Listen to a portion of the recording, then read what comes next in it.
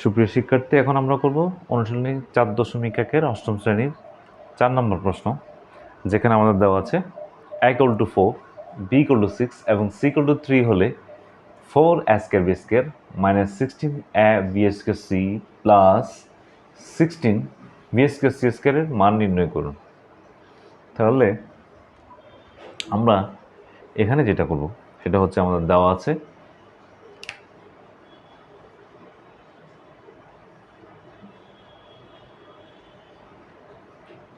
a=4, b=6, c=3। তো এখন 4a² b² minus 16ab² c plus 16b² c²। তাহলে আমরা এখানে যে কাজটা করব সেটা হচ্ছে সূত্রের প্রয়োগ করব। তাহলে সূত্রটা কিভাবে আসবে, সেই সূত্রটা আসার জন্য আমরা যে কাজটা করব, প্রথমে আমরা করলাম কি 2ab লিখে এটাকে হোল স্কেয়ার করলাম, তারপর প্লাস এটাকে যদি আমরা লিখি 4bc হোল স্কেয়ার লিখলাম। তাহলে 2ab হোল স্কেয়ার মানে হচ্ছে 2 হচ্ছে 4, ab হচ্ছে a স্কোয়ার b স্কোয়ার।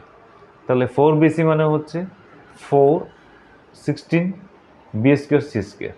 তাহলে আমরা এখানে a আর b পেলাম।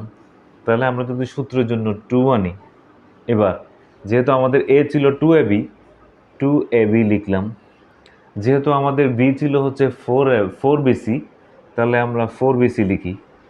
তাহলে আমাদের এখানে হচ্ছে 2 দিয়ে 2 × 2 করলে হয় 4, 4 × 4 হবে 16। এবার a আসলো, b × b গুণ করলে হবে b², তো c আসলো, তারা আমাদের সূত্র মিলে যায় a² - 2ab + b²। তাহলে আমাদের সূত্র দাঁড়ায় a - b হোল স্কোয়ার। তাহলে যেহেতু আমাদের a b c এর মান দেওয়া আছে, আমরা মানগুলো এখন বসাবো। 2 × a এর মান হচ্ছে 4, × b এর মান হচ্ছে 6, মাইনাস 4 × b এর মান হচ্ছে 6, c এর মান হচ্ছে 3 হোল স্কোয়ার। তাহলে আমরা এখানে লিখতে পাচ্ছি 2 × 4 8, 8কে 6 দ্বারা গুণ করলে হবে 48, মাইনাস তাহলে 4 × 6 গুণ করলে হবে 24, 24কে 3 দ্বারা গুণ করলে হবে 72 হোল স্কোয়ার নিলাম আমরা। দেখেন এটা মাইনাস, এটা প্লাস, তাহলে এটার থেকে এই রাশিটা যাবে।